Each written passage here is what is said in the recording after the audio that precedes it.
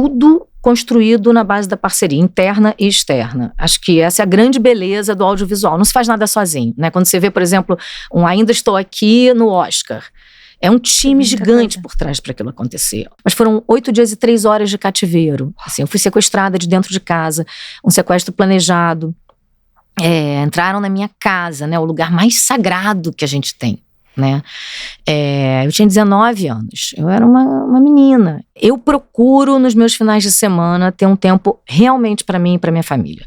Eu tenho 2 celulares, um pessoal e um profissional. As pessoas têm meu celular pessoal para qualquer emergência que aconteça, mas eu tento fazer essa separação. E aí, nesse momento, eu realmente me emociono muito, porque eu acho que, assim, quando eu falo da minha mãe, eu hoje, mãe, e a minha filha entrando na adolescência, eu penso muito, eu falo, meu Deus, pra mim foi horrível, mas pra ela, nossa, eu agora começo a ter a real dimensão do que foi pra ela.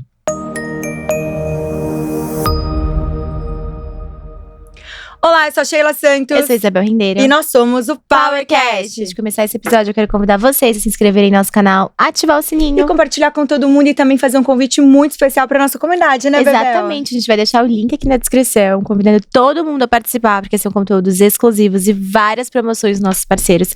Não dá pra ficar de fora, eu quero ver todo mundo lá, hein? Bora! Hoje a gente tem uma convidada muito especial aqui, que tem uma trajetória fantástica de assuntos que a gente é apaixonado. Bebel, quem tá aqui com a gente? Seja muito bem-vinda, Patrícia Cosling. Obrigada, meninas. Bem-vinda. Prazer enorme estar aqui com vocês. Sou grande admiradora. Obrigada, diretamente do Rio de Janeiro, né, Patrícia? Exatamente, ponte aérea. Adoramos. Bora lá, Patrícia, queria que você contasse um pouquinho como que você começou sua trajetória, pra gente entrar aqui nas nossas perguntinhas também, por favor. Vamos, sim. Eu tenho quase 30 anos de carreira, né? Uma trajetória que eu considero muito bem sucedida. Eu comecei no Grupo Globo como estagiária. Incrível. Em 1996, muita gente que tá ouvindo não era nem nascida, mas comecei como estagiária e ali eu fui construindo uma carreira primeiro artística, à frente das câmeras, como apresentadora, repórter, narradora, era uma carreira que eu adorava. Legal. E aí, quando eu fui mãe há 13 anos, fui convidada a migrar para a carreira mais executiva, por trás das câmeras, que já era um desejo meu. E aí comecei a construir a segunda fase da minha carreira, que é essa carreira que eu tenho hoje, mais executiva, de gestão de conteúdo, de curadoria, no Grupo Globo, principalmente ali na área de produtos digitais.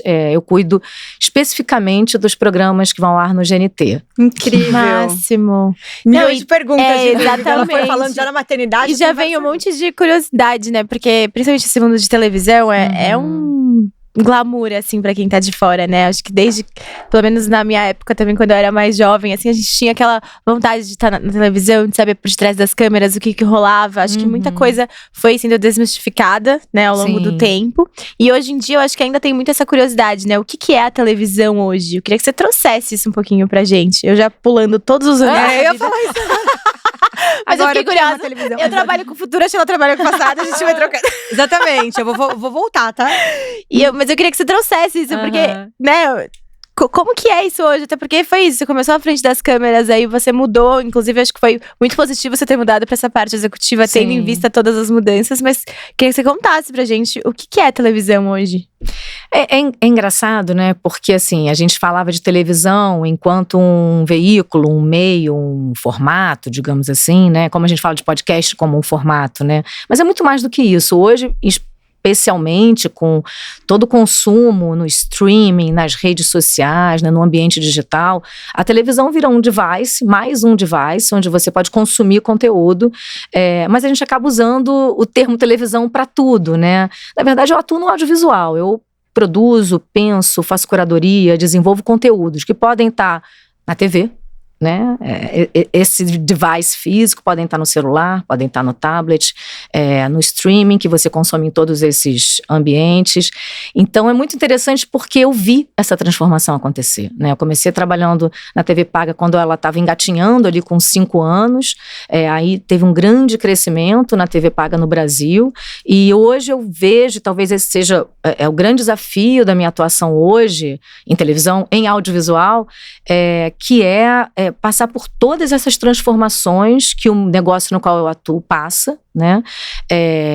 E construir relevância, né? Construir a longevidade das marcas, né? Do GNT, que é a marca assim, para qual eu atuo ali 90% do meu tempo, para o Grupo Globo. Então, eu diria que a televisão hoje ela é muito mais do que o device, ela é esse grande consumo de audiovisual que pode estar em qualquer plataforma, em qualquer device. Incrível. Não, até Muito porque legal. a Globo tem várias verticais aí dentro, né? O grupo, ele é muito grande, né? Sim. E tem muita coisa. E a GNT, eu acho que ela foi crescendo, mas como você falou agora, essa crescente ao longo dos anos, para as pessoas entenderem até que faz não só parte do Grupo Globo, mas como que você consegue trazer essa audiência que tá lá, fixada, muitas vezes pro jornalismo, que era muito forte, sempre foi muito forte. Acho que talvez seja um dos maiores âncoras.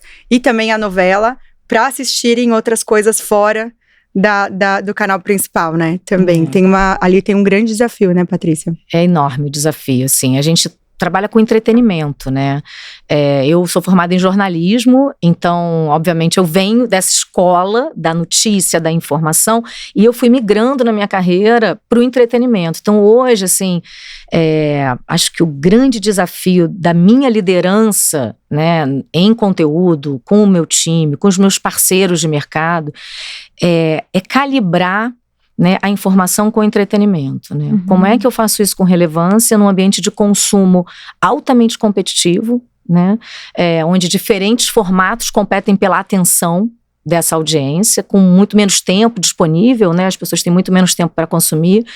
Então, esse entretenimento é fascinante, é onde eu atuo hoje e é o motivo pelo qual eu tiro o meu sono e me dá alegrias todos os dias, eu diria. Assim. É um grande desafio. É o que ela falou mesmo. Hoje você acaba dividindo a atenção com muitos outros, porque querendo ou não, a Globo até hoje para mim, é um dos maiores veículos, é o maior veículo hoje de comunicação do Brasil. E aí, hoje, com o streaming vindo, que a gente consome muito aqui, a qualquer hora, a qualquer momento, fazendo tudo, por mais que vocês também deixam lá o conteúdo, é uma competição que antes não havia, né? Tipo, sim, mundialmente falando, hoje, entrando em podcasts, em YouTube, você mesmo que consome muita coisa gringa, né? Tem muita diversidade aí de produtos para as pessoas. Muita opção. Exatamente. E ser relevante nesse cenário é desafiador. Isso, minha atuação cotidiana é para isso, para construir relevância, né, para o meu trabalho, para o trabalho do meu time, para os conteúdos que a gente pensa, que os meus parceiros pensam. É delicioso. É desafiador, mas é delicioso. E hoje, quando você até comentou com a gente, né, que você tá por trás de alguns programas, comentou do Saia Justa, na hora de montar tudo isso, você pensa assim, esse programa, ele vai ser totalmente exibido no streaming, e aí disso eu vou destrinchar esse conteúdo. E aí, você pensa, por exemplo, uma pílula que vai para uma rede social, uma coisa que vai, não sei se joga também pro YouTube, tô aqui chutando os lugares que vão, mas de um programa grandão que saiu no streaming. É tipo isso, ou vocês fazem coisas diferentes para cada situação de contato com o público, porque cada um tem um consumo diferente? Não existe hoje pensar conteúdo que não seja multiplataforma, né? Assim, então, qualquer conteúdo que nasça, uma ideia, um formato que a gente receba, um projeto que venha, né, seja apresentado por um parceiro, um criativo, parceiro nosso, ele precisa nascer multiplataforma, ele precisa já ter esse ecossistema de possibilidades de exploração desse conteúdo, até para que ele seja, do ponto de vista, seja mais rentável. Então, você aplica um dinheiro ali para realizar aquele conteúdo, ele tem que monetizar nas diferentes plataformas existentes hoje. Assim, trabalhar no Grupo Globo me permite ter esse ecossistema à minha disposição. Então, quando eu penso conteúdo, eu tenho a possibilidade de costurar com a TV aberta, com a TV paga, com streaming, com redes, né? E por aí vai, com ambiente de áudio only, né? Então, eu hoje vivo de pensar com o meu time, né, conteúdos que possam ser explorados e monetizados nas diferentes plataformas. Isso exige de mim, enquanto líder, a capacidade de montar um time diverso, multigeracional, né, e que tenha multiplicidade de visões, né, e não atuo sozinha, porque dentro da empresa tem outras áreas. Então, você tem uma área dedicada a marketing de redes, né, a marketing digital, a área dedicada a áudio, né, tem o time que cuida da curadoria de TV aberta, temos nós em produtos digitais. Então, assim, é tudo construído na base da parceria interna e externa. Acho que essa é a grande beleza do audiovisual. Não se faz nada sozinho, né? Quando você vê, por exemplo, Ainda Estou Aqui no Oscar, É um time gigante por trás para aquilo acontecer, né? Humanas em Cannes, é a mesma coisa. Então, e aí sobem aquelas pessoas todas. Tem um motivo para isso, né? Porque é muita gente trabalhando junto para aquilo acontecer de verdade. E as pessoas aqui também, né? Vocês sabem disso, sim, né? Às vezes as pessoas não têm a menor ideia, aí volta aquela frase daquela guria que falou pra você lá atrás. Quando a gente começou com o podcast, uma menina virou pra Bel e falou assim, o que você faz? Ela, eu tenho um podcast. Dela, só um podcast? Ela falou, mas o que você faz de trabalho? Eu falei, não, eu tenho um podcast. É um podcast, entendi. Tipo. Meu Deus, é tanta coisa, é tanta gente envolvida, é tanta energia colocada dentro de um projeto que realmente, tipo, não tem, às vezes eu acho que é o que a Bel falou, tanto o glamour, o quanto as pessoas enxergam, elas não têm a menor ideia da produção. Hoje em dia eu acho que é mais fácil, porque tem os bastidores mais visto, mas ainda tem gente que não entende o quanto é colocado de energia e muito trabalho em cima, né? Muito. Eu brinco que conteúdo, né, assim, o meu trabalho é conteúdo o tempo inteiro. Por mais que eu tenha todo esse aspecto de gestão, né, de uma visão mais executiva, o core do meu trabalho é conteúdo, é curadoria de conteúdo. E eu brinco que conteúdo é igual seleção, é igual time de futebol, todo mundo é meio técnico, todo mundo entende de conteúdo, porque a partir do momento que você consome, você acha que entende, porque você sabe o que você gosta enquanto consumidor, mas daí a você fazer como vocês fazem um podcast, criar uma pauta, pensar em convidados, construir um raciocínio que seja lógico, que seja interessante, que seja relevante, isso é um trabalho absurdo por trás, né? Então, eu brinco lá no trabalho sempre assim, todo mundo é meio técnico de futebol, todo mundo vai montar a sua curadoria de conteúdo, mas o que tem por trás para fazer isso de fato é muito complexo. Sim. Né? Com certeza. E envolve muita gente. Envolve muita gente, né? Envolve risco, envolve aposta. Né? Totalmente aposta, né? Que você nunca sabe. Às vezes uma coisa que você acha que não vai dar certo, dá super certo. Uma coisa que você acha que super vai dar certo, não dá certo. E tem que recalcular e bora pra cima. Até pegando esse gancho que você tá falando, como que você equilibra essa sua parte mais criativa com a parte mais técnica do dia a dia de gestão? Porque para fazer curadoria de conteúdo, você tem que ter um certo ócio, criativo, de pesquisa, de ver as coisas. Só que você também tem que ter esse lado técnico de gerir equipe, prazos, planilhas, imagino. Várias coisas que são mais técnicas, que você tem que estar ali focado, né? Como que você equilibra para você sempre estar oxigenando e conseguindo ter essa visão aberta para os conteúdos?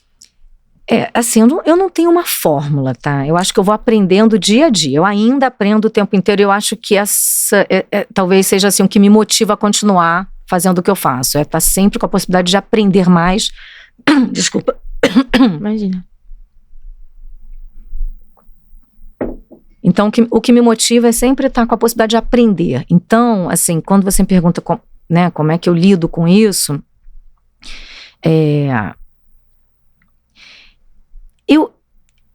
porque é uma pergunta bem difícil essa que você fez, assim, porque eu estou o tempo inteiro olhando para dados, né, pesquisando, entendendo o que o consumidor quer, a performance dos projetos, dos programas, né, quais os formatos, as tendências em formatos. Então, assim, olhando para frente, olhando para o realizado. Mas existe em curadoria de conteúdo um intangível, que é o que eu considero que é um selo, que é uma aposta, que ela é pessoal. Não é sobre gosto. Eu não faço apenas o que eu gosto. Eu consumo, talvez, outras coisas. Eu até tenho grande prazer de consumir o que eu faço, tá? Mas não necessariamente, para eu atuar no que eu atuo, eu preciso gostar de consumir aquilo. Mas, porque não é sobre o meu gosto pessoal. É sobre a estratégia e como é que eu enxergo números, dados, inputs de pesquisa e apostas criativas e artísticas. Esse equilíbrio, ele não é simples. Aí, como é que eu oxigeno? Não é simples, porque a vida é um rolo compressor, né? A gente trabalha muito mais do que tem. Esse ócio criativo seria lindo se ele pudesse existir com mais frequência na vida da gente. Exatamente. Né? É difícil encontrar esse tempo numa rotina puxada de trabalho, ainda mais uma rotina executiva de muitas horas por dia. Eu procuro, nos meus finais de semana, ter um tempo realmente para mim e para minha família. Eu tenho 2 celulares, um pessoal e um profissional. Eu tento não acessar o profissional. Eu vou ali uma vez, no fim de semana eu vou pontualmente, só para ver se tem alguma emergência, as pessoas têm meu celular pessoal para qualquer emergência que aconteça, mas eu tento fazer essa separação. Não é sempre que eu consigo, mas eu exercito isso. Aí quando eu erro, quando eu dou uma deslizada, eu tento voltar para esse ritmo, porque o fim de semana, ele me oxigena, né?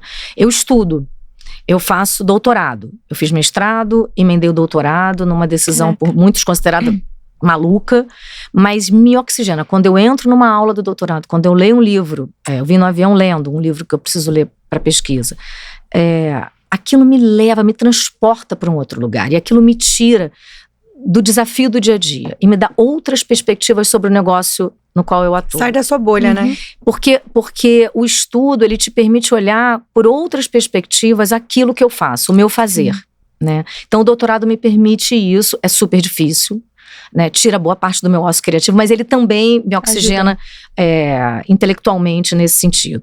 Então as trocas são muito ricas, até um pouco desconfortáveis às vezes, porque eu estou num ambiente acadêmico que questiona muito o negócio no qual eu atuo, e às vezes eu tenho algumas saias justas ali, mas é muito interessante parar de olhar para o próprio umbigo, né? E olhar para o mercado, né? Historicamente falando, assim, o mercado no qual eu atuo. Isso realmente foi transformador, tem sido transformador para mim.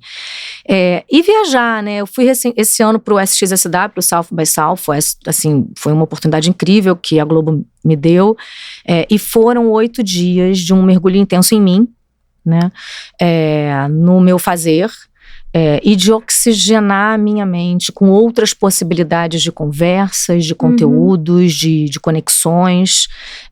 Eu realmente voltei transformada de lá. Então acho que esse ócio criativo, ele tá em vários, ele tá no cotidiano, seja no exercício que eu faço de manhã e que eu busco ter disciplina e constância nesse exercício para eu poder, durante meia hora, 1 hora, eu sair daquela minha rotina atribulada, né? A minha família, nos fins de semana, um pouquinho a cada dia, e nessas viagens, quando eu tenho ou profissionais ou pessoais, onde eu consigo oxigenar. E o South by Southwest foi realmente transformador para mim. Eu realmente passei por um processo de reconexão comigo, com a minha história, que eu entendo que estão sendo muito importantes para a liderança que eu exercito hoje, com o meu time e no meu trabalho, assim, para o trabalho que eu executo, que eu realizo. Foi quase uma pergunta pessoal, né, Bebel? Não, eu acho que é em tudo, porque é difícil mesmo conciliar. Todo mundo tem essa questão. É difícil. E normalmente sempre a parte mais burocrática toma o seu tempo do que a parte criativa, porque você, acho que, sei lá, instintivamente a gente prioriza, né, os processos e as coisas, porque a gente pensa que você fazer uma pesquisa, tipo, entrar numa rede e começar a ver coisas, você não tá trabalhando nem produzindo. Mas tá, né? Mas a gente se sabota, talvez, pensando, não, isso eu não posso fazer, eu tenho que ir aqui, analisar um dado de não sei o que, sei lá. E acho que isso pra todo mundo, em qualquer área, a pessoa não sei, a gente acaba tendo esse dilema. Eu fiquei curiosa, né, queria saber o que você fazia. Não, e eu adoro essa parte criativa também. Eu realmente, quando eu tô assistindo, lendo, eu vejo que às vezes eu fico me sentindo também impressionada pelo fato de, tô perdendo tempo aqui, né, porque deveria estar resolvendo outras coisas. Mas realmente eu acho que a parte criativa da gente, assim, para quem usa muito a criatividade, ela traz muito valor pro nosso trabalho. Várias vezes que a gente teve trocas, né, Bebel, de coisas que a gente trouxe legais, assim, foram nessa parte. Eu vou fazer um push do que você falou. Desculpa, deixa eu só comentar. Desculpa te interromper. Fica tranquila, Patrícia. Mas tem uma coisa que eu tenho exercitado e que foi fundamental a minha ida pro South by Southwest, e eu recomendo, assim, porque eu vou fazer 50 anos em 2026, então, assim, a proximidade dos 50 anos me traz uma série de dilemas e conflitos, obviamente, pessoais. Eu também, toda vez que eu vou passando dessas profissionais. 20, 30, 40, a gente tem um momento de... assim, e os 50 tem mexido muito comigo mesmo, assim, a proximidade, né? E lá no South by Southwest se falou talvez o grande output tenha sido a questão do humano, do aspecto humano nas tecnologias e principalmente da conexão social, da saúde social. Tem muita gente falando sobre isso, assim, tem uma pesquisadora, que é a Kesley Killian, que fez lá o painel, que falou sobre isso, tem um livro, então essa é a grande discussão, né? Era a saúde física ali nos anos 80 e 90, a saúde mental nos anos 2000 e agora a saúde social, que fala sobre as conexões. Eu tenho buscado muito esse ócio criativo nas minhas conexões sociais, né? Eu, assim, tenho priorizado estar com os meus amigos, estar com o meu time em ambientes que não sejam o ambiente profissional, assim, rir, trocar, de forma mais fluida e relaxada. Isso tem me ajudado muito no que você chamou aí desse ócio criativo, porque isso oxigena a minha cabeça numa troca multigeracional, numa troca despretensiosa e no relaxamento mesmo. Então, eu acho que talvez hoje, se eu pudesse dar uma dica nisso, seria, cara, é conexão social, é troca, é sair para tomar o seu choppzinho, seu vinhozinho, ou sem álcool, que seja, para os não adeptos ao álcool, mas é encontrar pessoas. Isso é muito bom. A gente valoriza muito também o networking também, né? Porque até, não só falando de trabalho, mas abrir também essa parte social, porque eu acho que a gente acaba trabalhando tanto e dá menos, às vezes tá cansada e dá menos esse olhar pra isso. Putz, a gente faz isso direto, tipo, meu Deus, tem vários eventos durante a semana, eu grávida agora, então, meu Deus, tô cansada, a gente sai daqui às vezes tarde de gravação, vamos passar, ainda tem trânsito. Porque é cansativo. É cansativo. Óbvio. Então, tentar fazer esse exercício de, pelo menos de vez em quando ir, né? E somos mulheres, nos cobramos. Aí você fala, vou sair, aí amanhã eu tenho que malhar cedo. Aí vou dormir pouco. Aí são tantas diretrizes que a gente tem que seguir. Então a gente tem que se conectar, tem que malhar, tem que dormir, tem que comer bem. Sem contar que mulher, pelo menos a maior parte das mulheres, né? Não é que nem, sei lá. Tudo bem que os homens também tem um pouco, mas acho que mulher mais. Você não é tipo, eu vou sair. Você tem que se maquiar, você tem que se arrumar, você tem que separar roupas. Não é só tipo, eu vou sair. Então, tipo, já tem um monte de coisa pra você poder sair de casa, sabe? Às vezes você tá exausto e fala, vou sair, eu não quero fazer isso. Mulher é mais difícil ainda. Com certeza. E é muito importante que na sociedade, assim, nessa parceria com os homens, ou com os parceiros ou parceiras, né? Isso seja construído coletivamente, assim. Eu tenho um parceiro que me apoia. Não me apoia. Ele assume o dia a dia da casa. Isso é ótimo. Então, assim, eu posso ser a executiva que eu sou graças ao Daniel, que é esse cara que ele não é que ele ajuda, ele é o pai das minhas filhas, de fato. Ele atua no dia a dia. Isso assim, a sociedade precisa caminhar para esse lugar, né? A parceria, ela é feita disso, e de um acordo. E o acordo hoje, o nosso é esse. Entendeu? Quero fazer muito esse push da maternidade. Quando a gente tava aqui nos bastidores batendo papo, a Patrícia contou que tem 2 meninas, mãe de 2 meninas de 2 idades, né? 13 e 7. Isso. E você também citou que fez uma mudança quando a maternidade chegou. É um push também que eu tô vivendo. Eu acho que, aliás, não só vivendo, quanto recebendo, assim, vários recados. A Bebel tá vivendo a maternidade junto aqui, porque acaba vendo indiretamente muito isso. O quanto nós, mulheres, mudamos muito durante esse período de até a gente se identificar como que eu era agora, antes. Agora tô nessa fase grávida e o que tá por vir, né? Como fazer essa gestão no futuro, que não tem como a gente saber de nada, né? Porque cada bebê é um bebê. Mas como que foi essa mudança pra você? E como que você executou ela, né? Tanto no início, como ela foi se desenvolvendo.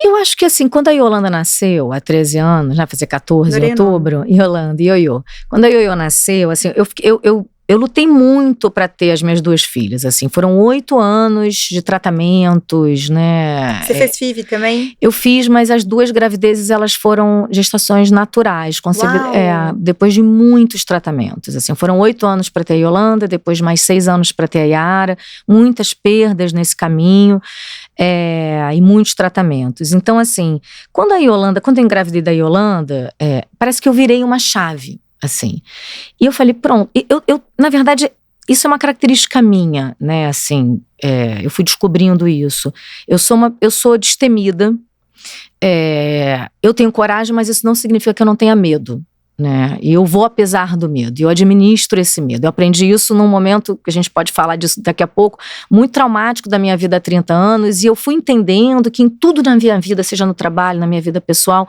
eu faço isso, e a maternidade foi isso, foi uma luta muito grande, e com toda a dor que era fazer tratamento e as perdas durante esse processo, né? Quando eu engravidei da Yolanda, é como se eu tivesse zerado aquele game. Eu falei, engravidei, a minha gravidez vai ser sem o peso desses 8 anos. E eu vivi uma gravidez tranquila, sem o medo, eu exercitei isso, foi uma tomada de decisão. né? Para que eu não fosse impactada por toda aquela trajetória difícil que eu havia vivido com o Daniel pra gente ter a Yolanda. E aí, quando a Yolanda nasceu, eu só fui vivendo, assim. Com a Yara foi diferente, né? 6 anos depois, assim. Mas com a Yolanda, eu era mais jovem, tinha 35 anos, eu só fui vivendo. Então, já tinha minha carreira, aí eu fiz uma mudança. Eu fui provocada de uma forma muito dura e cruel pela minha gestora da época, assim, com 10 dias, quando eu voltei de licença maternidade, assim, eu ouvi uma coisa muito dura, mas que eu de novo fiz desse limão uma caipirinha, eu diria, não foi nem uma limonada, foi uma caipirinha. Porque eu fazia vídeo, eu trabalhava na frente das câmeras, eu era uma apresentadora e uma repórter muito bem sucedida, fazia muito bem aquilo. E eu ouvia, olha, você é muito boa, mas você não aconteceu. Nesse ambiente digital, nesse ambiente de muita, de que você precisa ter uma relevância, para além do que é o seu próprio trabalho, você não aconteceu e a gente não quer mais você no vídeo. Uau. Foi muito duro ouvir isso com 10 dias recém-voltada da licença maternidade. Mas você também estava se descobrindo. Super sensível, sem saber o que acontece, né? Você com cheio de medos e incertezas, um bebezinho em casa, na creche, na verdade. E eu falei, eu preciso pensar. Porque ao mesmo tempo que ela falou isso, ela também falou, mas a gente gosta muito das possibilidades de você ir para uma carreira mais executiva. E me abriu essa porta, uma porta que eu planejava, mas não naquele momento. Eu achava que eu ainda tinha um tempo de vídeo, de reportagem, eu amava fazer aquilo. E eu, com uma bebê pequenininha, pensei, meu Deus, eu tenho que aceitar isso, porque é uma coisa que eu quero para daqui a 5, 10 anos, mas então esse trem tá passando, eu vou subir nele. Uhum. Eu também não, as portas se abrem, eu não vou fechar. Por que eu não vou aproveitar agora? E assim eu fiz essa reflexão e aceitei. Foi muito difícil. Foi o primeiro ano, eu me lembro que assim, ele foi difícil em lugares até idiotas, eu diria, tá? Eu vivia, imagina, eu fazia vídeo, eu via maquiada, linda, maravilhosa. De repente eu era uma pessoa que andava sem maquiagem na frente do computador, sentada no escritório todos os dias. Foi nesse nível. Uma mudança de carreira absurda. De uma mudança prática, de cotidiana, de rotina muito grande, né? Com um bebezinho em casa, né? Com todas as descobertas da maternidade. Então foi uma transição muito difícil, mas eu fui muito firme, com muito foco, porque eu entendi que aquilo era uma oportunidade. Eu não sabia onde ia dar, exatamente, né? Mas eu sabia que aquilo, eu também queria aquilo. E que eu poderia fazer daquilo uma grande oportunidade para mim. E foi o que eu fiz nesses últimos quase 14 anos, né? 13, né? Porque foi quando eu voltei da licença maternidade. E eu fui construindo a profissional que eu sou muito a partir dessas reflexões. Eu sou uma pessoa que eu faço muitas reflexões. E eu acho importante eu estar sempre, assim, pensando, é isso mesmo, né? E refletindo e trocando. Porque é na troca que você vai construindo as balizas éticas. Você vai entendendo o que você quer, o que você não quer. Acho que mais do que entender o que você quer, você tem que saber o que você não quer. Porque o que você não quer é o que baliza o teu caminho. Porque você fala, por ali eu não vou. Pra cá eu vou, não sei onde vai dar, mas eu vou. E eu fui tocando a minha vida sempre assim, profissional e pessoal. Eu acho que é um pouco isso. Eu não sei se eu respondi você, mas eu respondeu. Eu grávida, cheia de hormônio, tenho que me segurar pra não chorar. Porque a Patrícia vai falando e vai me tocando. Porque realmente, tipo, eu acho que até o mundo corporativo, né? O mundo do empreendedorismo, principalmente, ele não para saber se você tá decidindo se a sua escolha é o que você quer naquele momento ou não.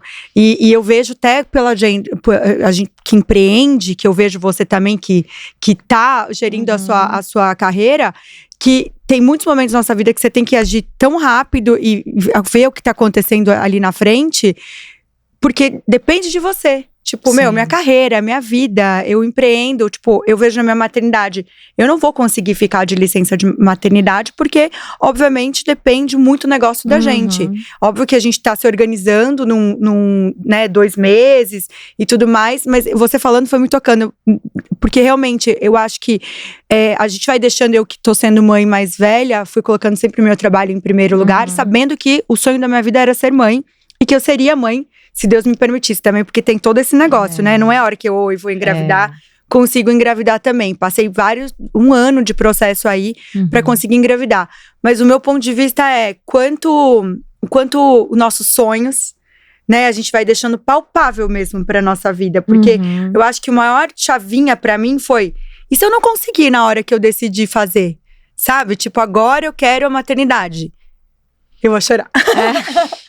E se eu não conseguir, você entende? Tipo, na hora que eu escolhi. E aí vem essas mudanças dentro também do trabalho. É muito forte isso pra mulher, eu acho. Porque o homem compartilha muito dele querer ser pai. Mas ele tem um timing muito maior ali nessa… Sim, é muito diferente, né? O timing do pai. É isso que você fala, assim, me toca num lugar muito profundo. Porque a gente tem a ilusão do controle. Totalmente. Né? A gente acha que controla tudo. E quando a gente planeja carreira, e eu vejo assim, as pessoas falando, porque eu planejei esse passo. E as pessoas são muito organizadas nisso e muito proativas nisso. Eu sou uma geminiana, assim, então eu sou uma pessoa que eu vou no flow muitas vezes, assim. E tenho prazer nisso, sabe? E para isso eu preciso acreditar muito em mim. Tenho muito autoconfiança. Eu fui desenvolvendo isso, né? Porque o que me segura sou eu mesma, né? São as minhas balizas éticas, né? As minhas incertezas, esse meu interior, assim. Mas a ilusão do controle eu fui entendendo, e esse processo todo de tentar engravidar e de tratamentos, ele foi, assim, um processo muito difícil para mim. Tanto na Yolanda e depois nos outros 6 anos na Yara, assim, para ter a Yara. Porque você faz um tratamento para engravidar e você vê o folículo, aí você vê o folículo crescer, aí você tira, aí você tem tantos folículos, aí você insemina aquilo, ou você faz a fertilização em laboratório, aí você tem embriões, aí você fala, tá lá. Aí você coloca, tá lá. E de fato tá. Mas você não… Aí entra num imponderável, porque a vida é feita disso. Sim. Né? As nossas vidas, a vida de todo mundo, as carreiras, o mundo é do imponderável. Então eu aprendi a lidar com essa, de aceitar que eu não tenho controle sobre tudo.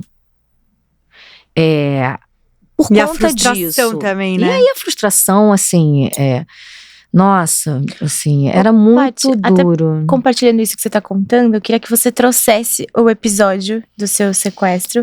Até pra entender se isso foi antes, se isso foi depois. Isso também te ajudou a enxergar que você não tem controle de tudo. Porque podia acontecer tudo com você quando isso aconteceu, né? Bebel, assim, isso e acho que quando eu falo do South by Southwest, que me transformou foi nesse lugar. Porque eu entendi, assistindo algumas palestras e painéis, assistindo a Michelle Obama gravando o podcast dela ao vivo lá de um dos palcos, que ela fala da necessidade de a gente revisitar a nossa história. Revisitar a nossa história é fundamental. Entender como a gente chegou aqui, por causa de quê, como e porquê.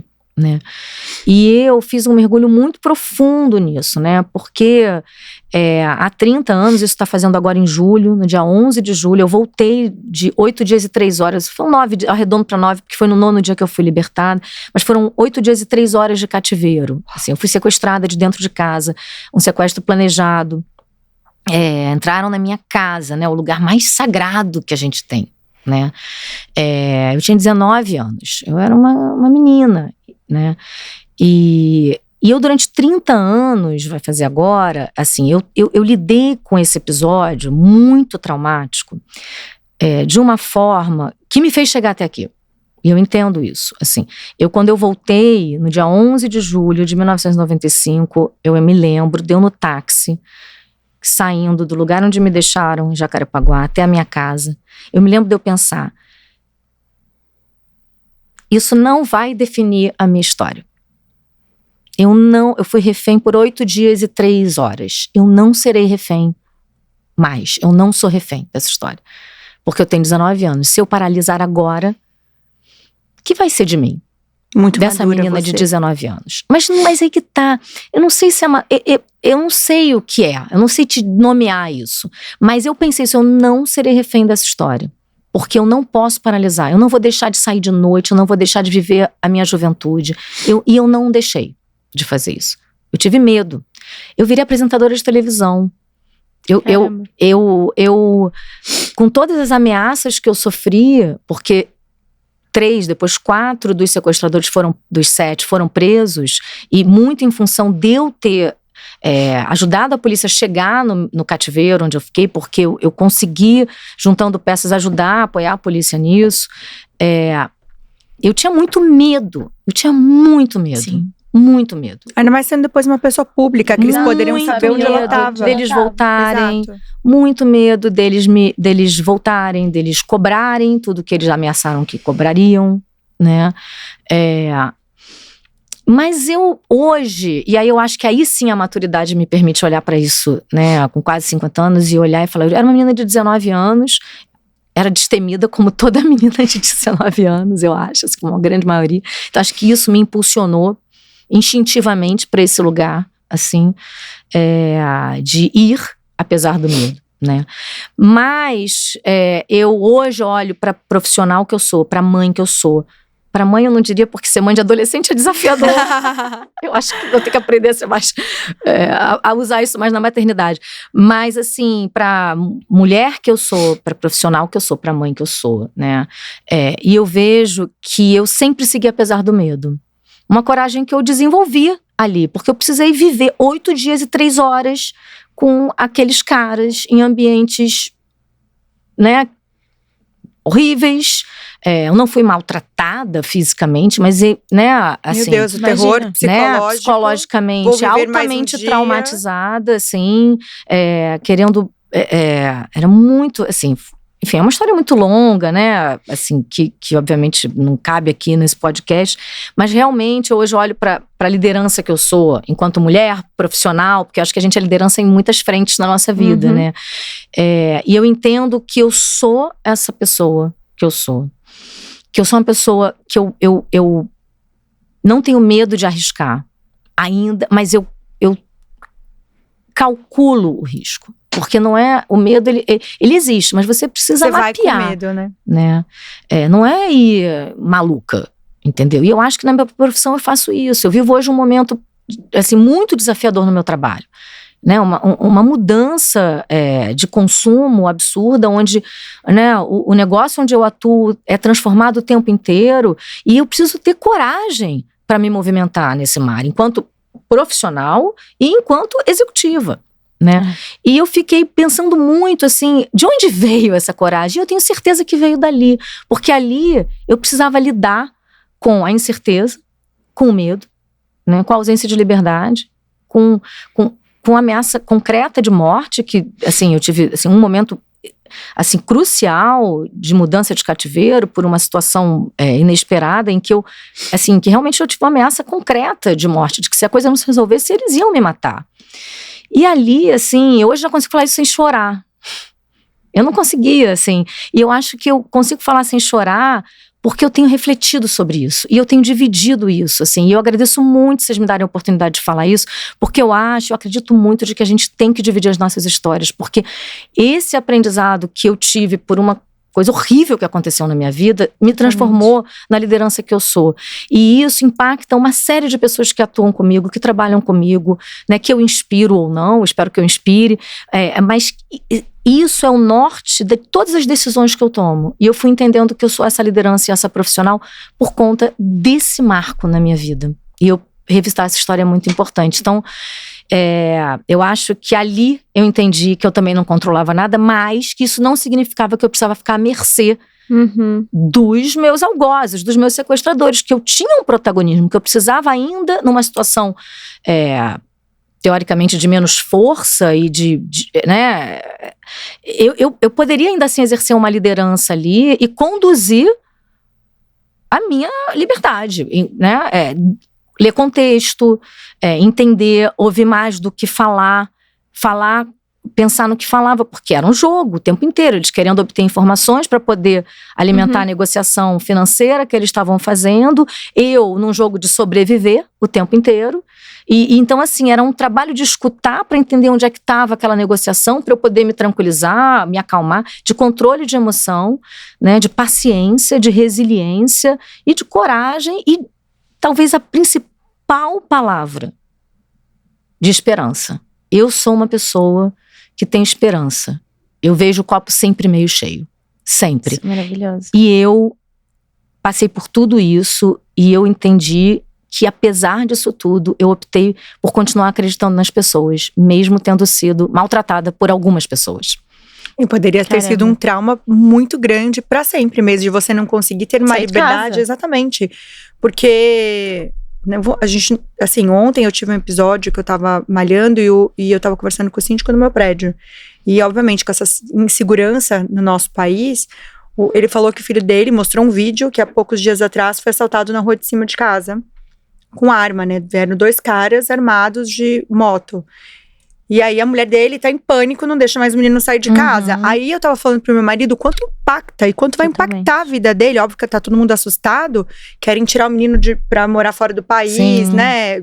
Porque tem possibilidade disso, mas eu fiquei pensando, ele tem 15 anos. E aí vem, obviamente, os pais, a mãe principalmente com todo esse medo de poderia ter perdido, porque tá aquela, né, tá essa onda de assaltos diariamente. Acho que até mais forte nesses últimos tempos, ou que não sei se a gente está assistindo mais também isso. E de mudar totalmente a rota da vida dele. Imagina você que ficou quase 10 dias presa, que seus pais poderiam ter mudado a sua rota. Porque não vem só com 19 anos do que você acha que era pra você, mas também às vezes o medo dos seus pais de fazerem uma mudança brusca na sua vida, de falar, você não vai mais morar no Rio de Janeiro, você não vai mais morar aqui, você não vai se expor, porque se você se expor, eles vão saber onde você tá. Porque o pior, acho que de tudo isso, é saber onde a pessoa bater tá. De frente ali, aparecer. Exatamente. Foi um movimento familiar, é verdade isso, assim. Eu nunca tinha pensado dessa forma, mas um movimento familiar, assim. Eu acho que eu sou também tudo isso que eu falei, assim, dessa coragem, né, da forma como eu administrei o medo, essa liderança, porque eu tenho uma mãe, assim.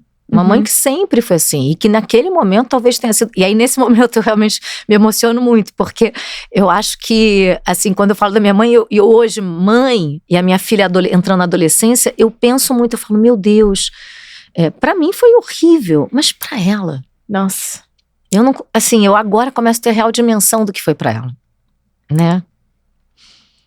É muito difícil. E então, assim, eu não julgo, assim, falando um pouco disso que você tá trazendo, assim, a gente vive realmente em cidades urbanas muito inseguras, assim, e eu não julgo como cada um lida com isso, de verdade, assim, eu acho que é muito pessoal, né? O que eu queria muito, assim, que eu tenho pensado, e de novo agradeço muito aqui para poder dividir Obrigada a você isso, por estar aqui assim, hoje. É que eu fui entendendo que a gente tem, todo mundo tem seus traumas. Sim. Né, assim, o meu foi um trauma num lugar, não existe comparação de traumas. Não. Né, porque é como cada um lida com eles. E esses traumas, eles nos colocam em cativeiros invisíveis, né? Então você vai se aprisionando num lugar, e aí não é sobre a questão física de, então não vou sair. É muito mais do que isso, é psicológico, é mental. Você vai se aprisionando, e você vai aprisionando o seu potencial nesses cativeiros invisíveis que você vai construindo a partir dos seus traumas, das dificuldades que todos nós enfrentamos. Sejam elas maiores, menores, porque não acho que há essa gradação, né? Então, assim, eu comecei a ter muita vontade de compartilhar essa história, porque eu queria muito poder inspirar as pessoas a lidarem, olharem para dentro de si e tentarem, com apoio psicológico, com troca com amigos, tentar lidar com esses cativeiros que te aprisionam, para que a gente possa, assim, como sociedade, desenvolver. Individualmente, mas como sociedade. Assim, eu hoje eu ouço muito falar de propósito, né? Eu sempre tive um pé atrás com propósito, porque eu acho o propósito algo muito opressor. Primeiro, elitista, porque quem está trabalhando e só fazendo o seu corre do dia não tem muito tempo para ter propósito, ou tem, não sei, entendeu? Mas eu acho que a discussão de propósito acaba sendo muito opressora. Eu tenho que ter um propósito. E eu consegui entender que o meu propósito hoje são as pessoas. Né? Eu trabalho em prol das pessoas com quem eu trabalho, as pessoas para quem eu faço o que eu faço. Né? Eu quero fazer com que o que eu falo, o que eu produzo, o time que está comigo, que eu tenha impactos positivos na sociedade e na pessoa. É para isso que eu faço entretenimento. E é para isso que eu lidero. E eu entendo hoje que esse propósito nasceu lá naquela experiência traumática. Porque ali eu tinha uma opção: ser refém daquilo e não acreditar nas pessoas. E eu, apesar disso, eu falei, eu vou acreditar nas pessoas, eu não vou ser essa pessoa que não acredita no ser humano. Eu acredito no ser humano. Muda tudo. Muda tudo. Muda tudo. Não, eu já chorei várias vezes, gente, aqui, porque realmente eu acho, e tem que ser falado. O que você falou, tem que ser compartilhado, é real isso. Porque eu vejo até na nossa vivência, quanta coisa por trás das câmeras a gente escuta, quantas pessoas já passaram por aqui que se emocionaram, porque eu acho que o propósito da gente trazer alguma coisa real, ainda mais nos dias de hoje, é o maior desafio. Das pessoas compartilharem histórias reais e que realmente muda a vida das pessoas. Hoje de manhã a gente tinha reunião batendo. É verdade. E falando sobre exatamente isso. Trazer o real. Trazer o real, sempre. Né? Obviamente o canal é educacional, mas também tem essa vivência do que você passa na sua carreira. Que tem todo… Quem vê a Patrícia do lado de fora, nossa, ela é super forte, superação. Ela, né, fez uma carreira de 30 anos, tá? Uma absurda executiva que faz tudo isso. Mas por trás das câmeras não tem noção quantas cicatrizes a gente vai passando e que tá tudo bem também não ter dias horríveis e a gente se reconstruir. E eu também acredito que nessa coisa de troca, quando eu tive, a gente falando aqui por trás das câmeras, a minha gravidez tubar, ela foi tão traumática quando eu entendi o que eu passei, porque na hora… Eu nem sabia o que eu tava passando. E eu consegui falar. Eu lembro a primeira vez que eu fazia terapia, a minha terapeuta falou assim: você tem ideia do que agora? Vamos conversar sobre isso que você passou? Eu não tinha a menor ideia. Eu acho que eu caí não tinha processado. A hora que eu caí na realidade, que eu falei, meu Deus, eu poderia ter morrido, aconteceu um monte de coisa. Aí veio o medo. Porque eu sempre fui também essa pessoa, sabe? Você realiza, né? Exatamente, você realiza. E como eu tava lá, sabe? Tipo, tô no hospital. Pra mim, eu tô no hospital, tá tudo bem, sabe? Tipo assim, tem pessoas pra me auxiliar aqui. Acho que você nem materializa o que tá acontecendo. Quando eu caí na real, e aí eu consegui falar isso depois de 1 ano e meio. Um ano e meio que eu conseguia tocar nesse assunto com as pessoas. Primeiro que foi um tabu pra mim. E segundo, era tipo… Meu Deus, eu não conheço meu corpo, sabe? Assim, você vem com várias coisas de tipo… Como que eu tava tendo uma dor que não era dor? Sabe? São várias questões que a gente vai tendo. Então, eu acho que a gente ter essa troca e conversar, principalmente agora nesse momento de maternidade, de troca que eu vou conversando, eu falo, gente, não é tão fácil assim engravidar, não é tão fácil. As pessoas também não conversam sobre isso. Eu acho que hoje tá mais falado, mas não falam sobre os processos, principalmente de FIV, de menopausa precoce. A gente teve várias mulheres que passaram aqui contando sobre isso, de menos 30, que também não é falado, que as pessoas, a gente acha que com menos de 30 anos não precisa dar uma olhada como tá a nossa fertilidade. E aí quando decide ter um bebê, se assusta com os diagnósticos que vêm por aí. E isso impacta a nossa vida, porque independente de qualquer coisa que a gente das nossas escolhas profissionais, sempre tem as nossas escolhas pessoais, que tem gente que não escolhe pela maternidade e tá tudo bem, mas ela já tá traçada, tipo, isso aqui pra mim não é importante, não nesse momento, e eu prefiro seguir com a minha carreira, etc, e tá tudo bem. Mas eu acho que essa troca do que a gente conversa aqui, tanto para as pessoas que optam por ter ou não ter, é muito importante. E sabe o que eu acho que é muito legal da troca? Que acontece aqui, que pode acontecer numa mesa de bar, assim, é a possibilidade que a gente tem de mudar de ideia.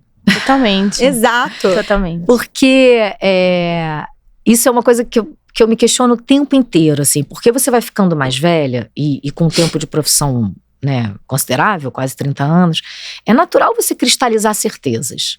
E eu tento me provocar, e sou provocada pelo meu time e pelos meus pares o tempo inteiro nesse lugar de rever minhas certezas. Porque, né, é difícil, ainda mais num negócio em transformação. E eu acho que a maternidade também te coloca nesse lugar. Mas eu acho que não é só a maternidade, vou até me consertar, porque eu acho que, assim, a gente, enquanto mulher, é provocado nisso o tempo inteiro. Por uma sociedade misógina, machista, né? A gente está sempre sendo confrontada com certezas acerca do nosso corpo, da nossa vida, do que a gente tem que fazer, do que a gente não tem que fazer. Da nossa juventude. Da nossa juventude, né? Da maternidade, que tem que ser. Não. Entendeu? E eu posso também mudar de ideia no meio do caminho disso. Né? Super. Então, eu acho que eu acho que o feminino, a gente tem que lutar por essa liberdade, entendeu? Assim, de poder tomar decisões a partir de contextos e aceitar que eles podem mudar, e você pode mudar de ideia. Por que eu preciso ter a certeza de tudo? Eu quero até o final da minha vida, né? Entendeu? Sim. Sabe? Concordo plenamente. Eu acho que a chave disso tudo que a gente tá falando aqui até quando essas coisas acontecem com a gente, né? Seja fatalidades, enfim, tudo que a gente passa na vida é pra gente trabalhar o nosso autoconhecimento, né? Concordo. O que isso que aconteceu comigo impacta em como eu vou ser com o próximo, no que eu quero pra minha vida, nas minhas escolhas, o que eu vou priorizar, né? Porque eu acho que a gente justamente vem dessa sociedade que tem um moldezinho ali, as pressões, a idade que vai fazendo a gente ficar confortável em ter as nossas crenças, e a gente não se conhece, o que eu quero, o que eu acredito, e essa troca de como que eu vou passar isso pro outro, né? Então, no final, até, por exemplo, a Sheila comentando esse negócio, a gente não tem o controle, então, pra ela parar e olhar dentro dela o que pra ela é não ter o controle das coisas, né? O que pra você é ter passado por aquilo, de ter que aprender talvez a se comunicar de uma forma diferente, pra influenciar suas palavras de uma forma pra você sair de uma situação que talvez fosse uma coisa que você tivesse muita dificuldade. Óbvio que eu tô aqui jogando, né? Sim, mas eu acho que no fundo é a gente parar pra pensar cada coisinha que a gente vive, desde coisas muito grandes até pequenas, o que isso traz pra mim, pra eu me autoconhecer, eu analisar e falar, putz, o que eu posso mudar sobre isso? E me abraçar e falar, tá, mas eu tô, tipo, isso pra mim, né, me deixa quentinho.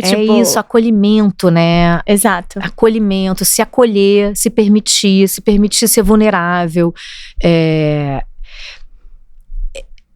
Eu fico, assim, pensando muito sobre isso, porque esse mergulho que você tá falando, que é um mergulho que eu tenho feito muito comigo, ele é muito difícil. Muito. Ele não é simples, né? Ele dói, ele mexe, né? E então, é difícil mesmo. Talvez, assim, tem gente que não tem condição de ter uma ajuda profissional para isso.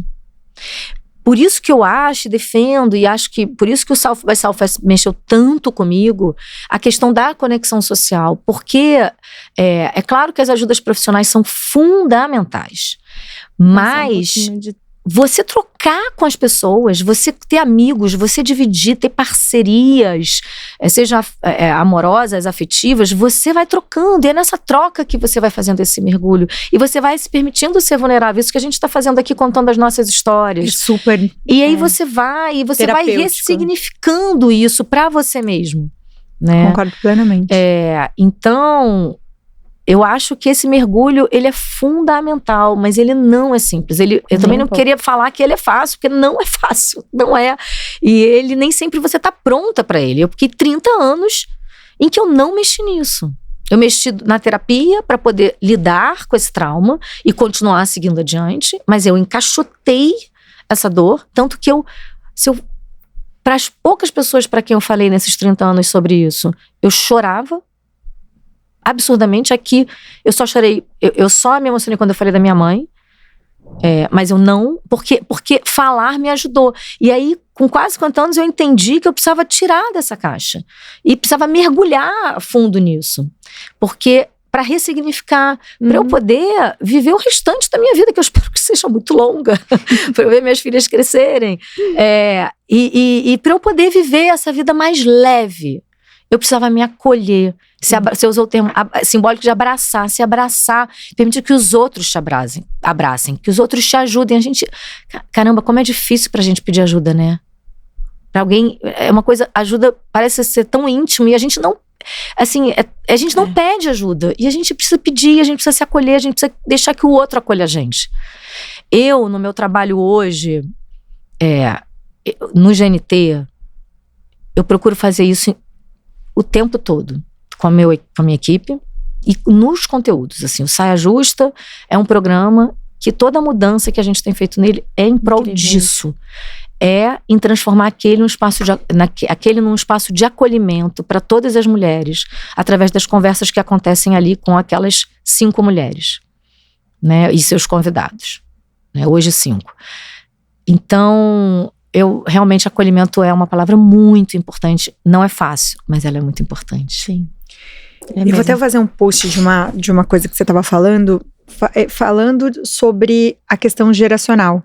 Porque eu acredito que você tem aí, né, várias gerações trabalhando com você hoje. Sim.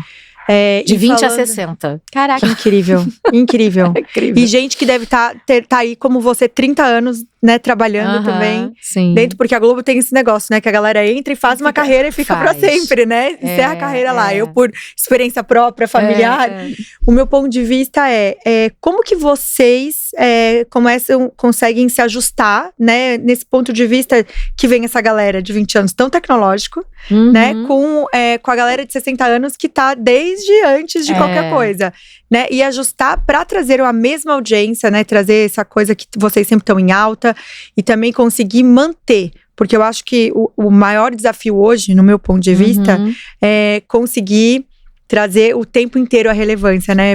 Total. O tempo inteiro, não só a relevância, mas como tá fresco o tempo inteiro. Como que vocês conseguem fazer isso junto com essas gerações? Porque passando aqui os powers que vocês contam, as histórias, um dos maiores desafios é conseguir trazer não só um mix de idades junto, mas também conseguir fazer com que essas ideias são colocadas em prática. Exatamente.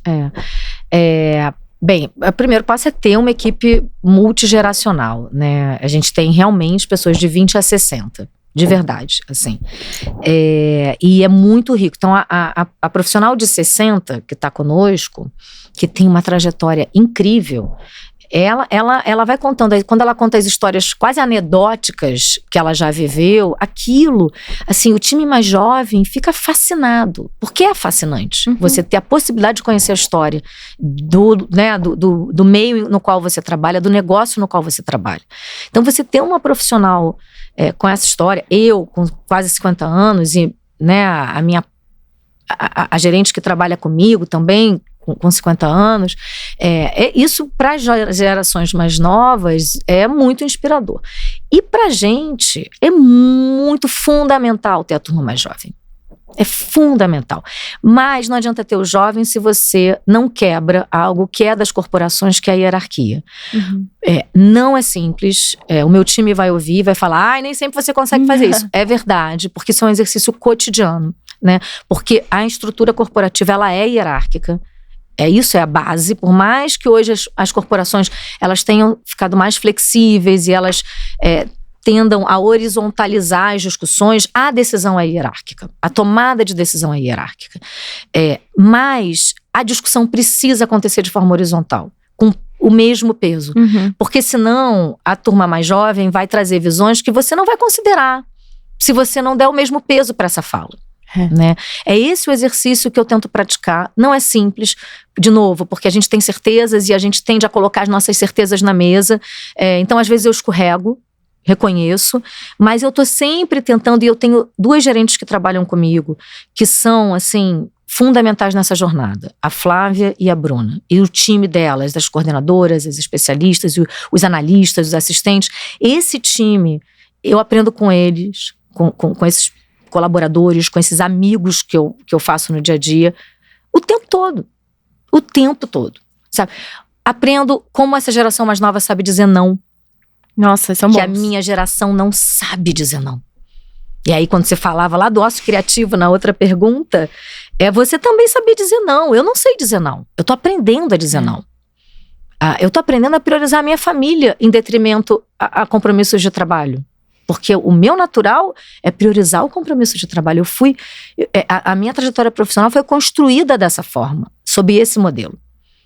E eu não acredito nesse modelo, mas eu acabo indo naturalmente para esse lugar, porque foi como eu fui construída ali profissionalmente, né?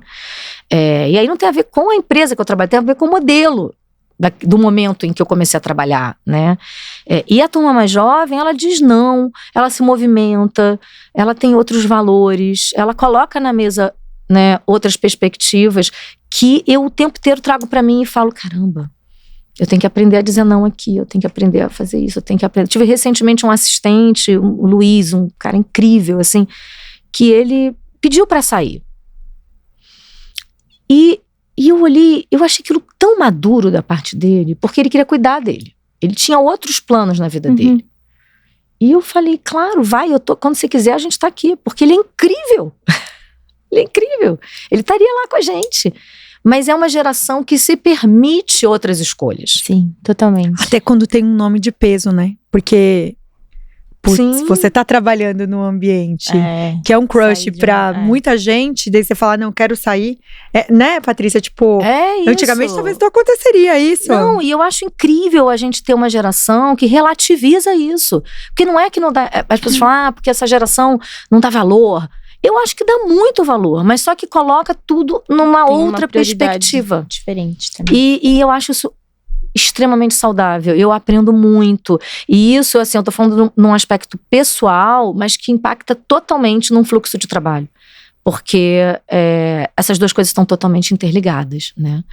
Então, para mim o valor do multigeracional tá aí, tá muito, enquanto eu também pessoalmente vou aprendendo e vou revendo os meus conceitos e as minhas certezas, e o quanto eu inspiro essa turma nova também com a história que tá atrás de mim aqui, assim, né? E a gente juntos vai construindo e tentando navegar nesse mar super revolto e complexo que é de tecnologias que vão se sobrepondo e que vão nos provocando a mudar e que a gente tenta entender enquanto a gente está vivendo as tecnologias, né? Entender o nosso lugar no meio dessas tecnologias todas, qual é o nosso papel. Existe. Que é tão rápido, né, também, que E você não consegue, como é que você tem esse discernimento todo enquanto você está no olho do furacão, no meio desse furacão todo, né? Eu acho que um time multigeracional te ajuda muito também a navegar nesse mar revolto. Até porque deve ser uma super cobrança lá dentro, né? Assim, de retornos e resultados. Eu quero saber qual é o trabalho que hoje em dia não tem uma grande cobrança, né? Vocês estão pressionadas por resultados, né? Poxa! Quando você é empreendedora, é você mesmo que se pressiona. Meu marido é empreendedor, ele é pressionado por ele próprio, né? Pelos desafios do negócio dele.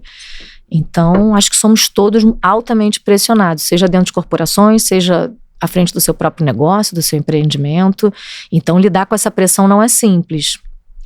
Eu falei hoje de manhã na reunião, nós somos o nosso maior hate, né? Começa por aí. Exato. Já começa aqui, e aí também perfeccionismo, aí ele vai indo. Eu concordo plenamente com isso. Gente, eu bateria papo aqui por 1 milhão de vezes. Eu também. Vamos entrar pelas nossas powers, dá tempo de power, não dá? A gente já tá mais de 1 hora e pouco. Paty, você tem que fazer número 2, 3, 4. Gente, deixam muitos comentários aqui. Mas a gente vai ter a Paty com a gente no Talk, no Rio de Janeiro, dia 3 de junho. Aí a gente já tira mais coisinhas dela e você volte também. Você é sempre muito bem-vinda. Sempre bem-vinda. Eu queria que você passasse sua rede social. Então, eu sou de outra geração, né, gente? A minha rede é fechada. Pode ser um LinkedIn. O meu Instagram, eu vou abrir, eu juro, eu vou abrir o meu Instagram, porque realmente não faz o menor sentido isso. Isso é muito old fashion total. Adorei. Assim. Mas o meu LinkedIn, Patrícia Kozlinski, esse é aberto, vocês podem me acessar. Fantástico, muito obrigada por hoje. Com todos, adorei, foi muito inspirador e delicioso conversar com vocês. Fiz muita terapia aqui, gratidão absurda. Todo mundo. Bora. Já saímos diferentes. Exato. Prazer. Obrigada. Muito obrigada. Obrigada.